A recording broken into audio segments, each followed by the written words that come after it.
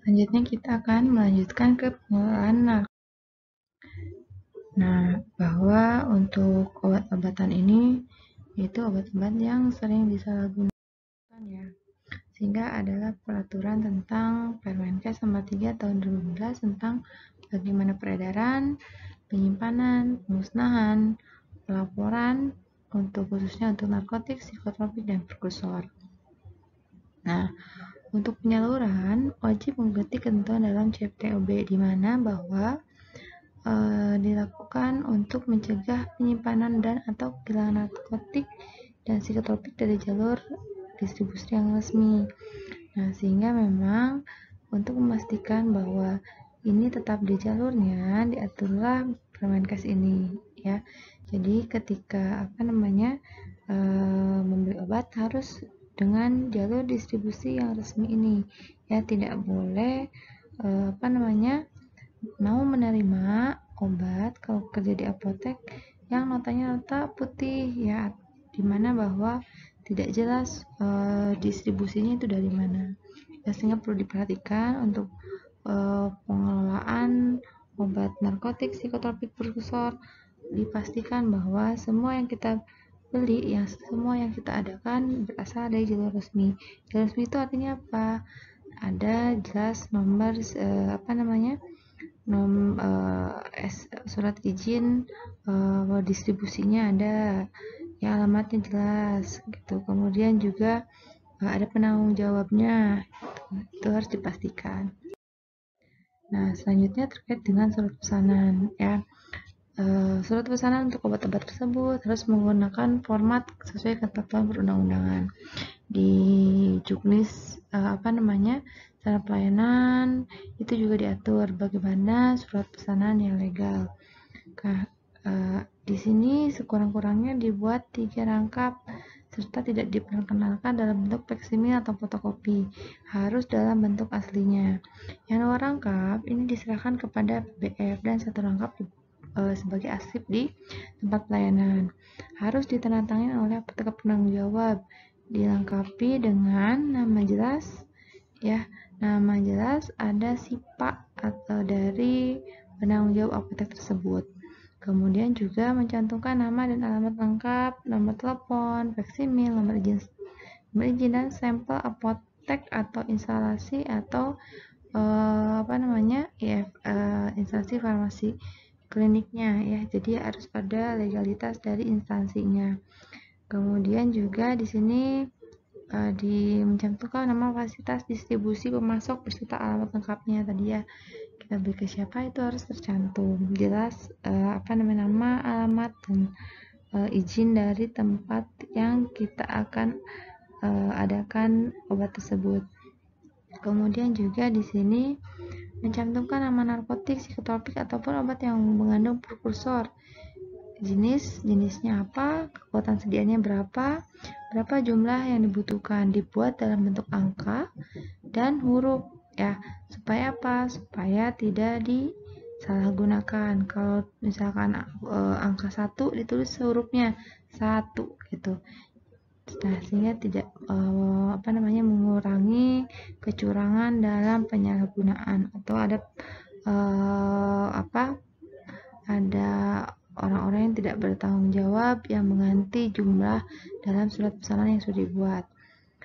Nah, dan isi kemasan penyaluran terkecil atau tidak dalam bentuk eceran. Harus disebutkan jumlahnya ya, tablet kah, flash kah, strip kah gitu ya, box kah. Nah, kemudian juga diberi nomor urut, nama kota, tanggal dengan penulisan yang jelas. Nah, setiap SP itu harus dituliskan nomor sehingga kalau misalkan tiap lembar itu dituliskan nomornya keberapa untuk menghindari bahwa surat pesanan itu ada yang menyalahgunakan ya. Kemudian juga dibuat terpisah dari surat pesanan lain ya, sehingga surat pesanan itu ada beberapa jenis. Ada surat pesanan umum, ada yaitu untuk obat-obat bebas, bebas terbatas, obat keras yang biasa gitu ya. Kemudian narkotik, contohnya misalkan mau pesan kodein, mau pesan petidin, mau pesan morfin. Kemudian selanjutnya SP psikotropik, contohnya misalkan mau pesan diazepam gitu ya. kemudian juga itu menggunakan SP psikotropik. Kemudian juga prekursor, misalkan mau pesan obat yang mengandung pseudoephedrine gitu ya, fenilpropanolamin gitu. Biasanya terdapat di obat-obat batuk. Nah, itu menggunakan SP prekursor. Nah, kemudian juga ada juga SPOT, obat-obat tertentu yang sering disalahgunakan. Ini yang tergolong bukan obat keras yang biasanya bisa disalahgunakan ya. Contohnya misalkan mau pesan dextromethorphan, kemudian haloperidol, kemudian juga triacylphenidil, kemudian tramadol. Nah, itu menggunakan SPOT, namanya obat-obat tertentu. Tuh. Selanjutnya surat pesan narkotik hanya digunakan untuk satu jenis narkotika ya. Jadi tidak boleh disatukan untuk beberapa macam narkotik, disatukan dalam satu SP.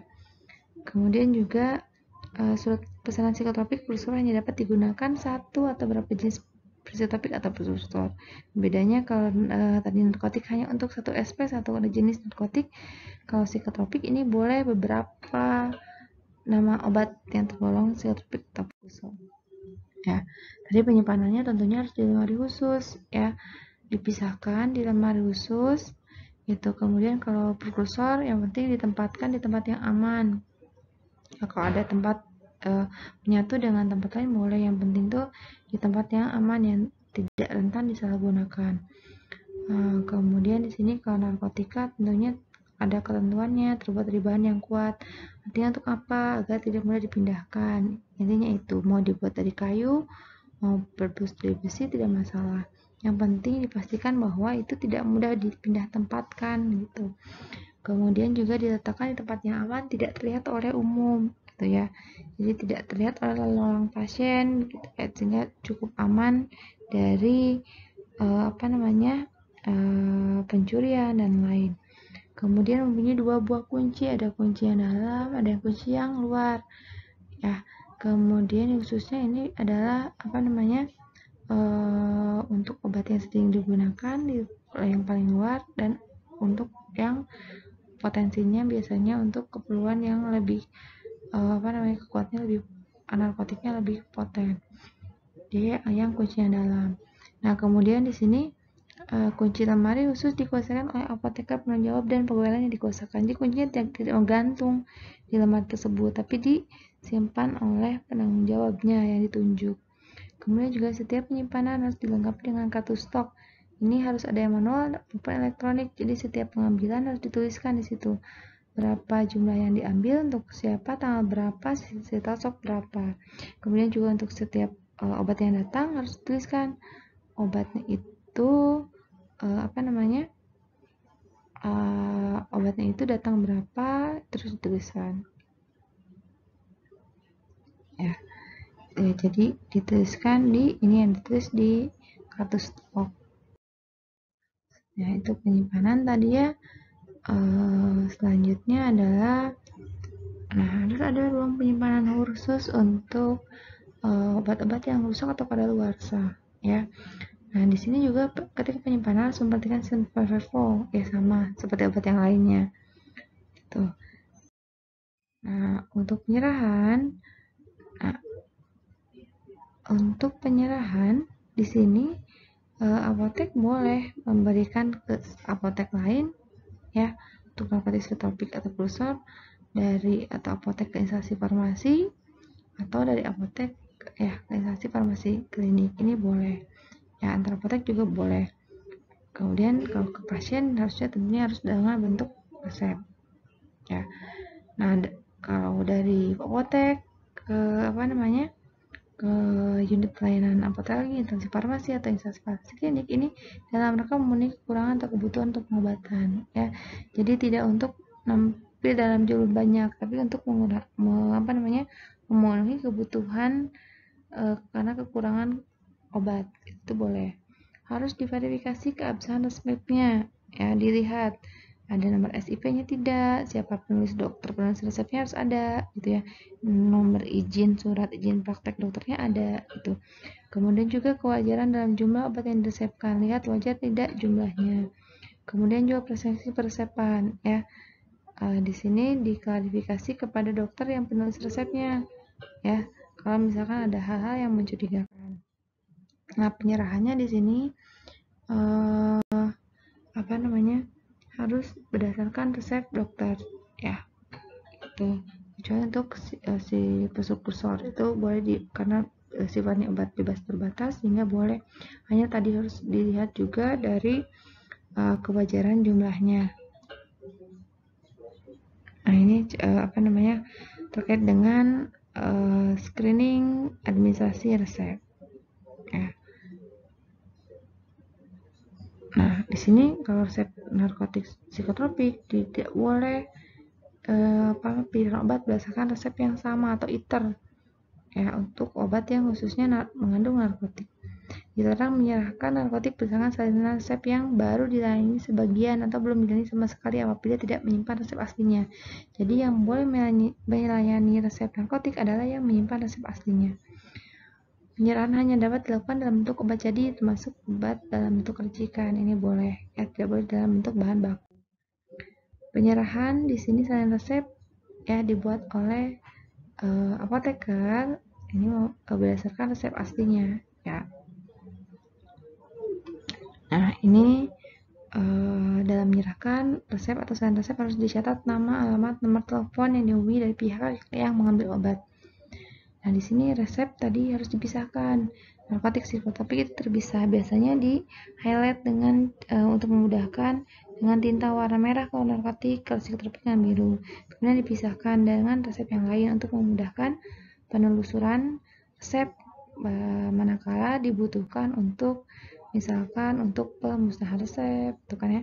Karena pada dasarnya resep itu harus minimal disimpan selama 3 tahun. Setelah 3 tahun kalau banyak boleh dimusnahkan. Ya. Nah, selanjutnya di sini tadi ya 3 tahun resep yang telah disimpan melebihi 3 tahun dapat dimusnahkan. Nah, pemusnahannya ini kalau resep ini harus ditimbang. Resep ditimbang, kalau misalkan narkotik itu harus dihitung per lembarnya. Kemudian itu dibuat berita acaranya, nanti dilaporkan ke Dinas Kesehatan Kabupaten Kota, ya tembusannya ke Balai POM. Nah, kemudian juga pengembalian kepada PBF, instansi farmasi pemerintah, dilengkapi dengan dokumen pengembalian. Di sini pengembali dilengkapi dengan fotokopi arsip faktur tadi ya. Pemoretur ada arsip fakturnya, atau misalnya ke dinas ada fotokopi LPLTO. Setiap pengembalian harus dicatat pada kartu stok, dan bukti retur yang memuat psikotropik dan psikotropik harus disimpan terpisah dalam bukti retur lainnya. Nah, di sini pemusnahan narkotik, psikotropik dan prekursor di sini dilakukan dalam hal diproduksi tanpa memenuhi standar, ya, setelah kadaluarsa, kemudian tidak memenuhi syarat digunakan untuk pengembangan ilmu pengetahuan, kemudian dibatalkan edarnya atau berhubungan dengan tindak pidana. Ini perlu dimusnahkan. Ya. Kemudian juga di sini tadi sudah disebutkan bahwa harus ada pelaporan. Pelaporannya paling lambat pada setiap tanggal 10 tiap bulannya, ya. Di sini dilaporkan melalui aplikasi Sipnap. Nah, ini adalah obat-obat yang sering disalahgunakan tadi yang OTT dia. Jadi ini bukan psikotropik, bukan narkotik, tapi sering disalahgunakan disalahgunakan dalam pemakaiannya. Contohnya apa? Dextromethorphan, tramadol tadi ya, trihexyphenidyl, copamazine, haloperidol, amitriptylin. Nah, ini perlu perlu pengawasan dalam pemberiannya, ya. Nah, ini peraturan perundang-undangan yang barunya bisa dipelajari. Nah, di sini ada tahun 2013-2015 BPOM telah membatalkan izin edar obat-obatan melalui ada pencabutan ini obat yang mengandung dextromethorphan tunggal. Jadi sekarang tidak boleh ada sediaan dextromethorphan sediaan tunggal. Yang boleh adalah Dextromethorphan sediaan kombinasi ya untuk menghindari dari penyalahgunaan obat ya.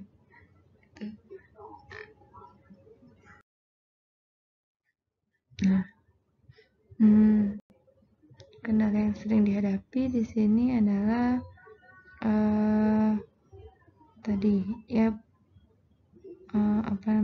BPOM-nya belum tersebar di seluruh kabupaten kota sehingga memang pengawasannya relatif lebih susah ya.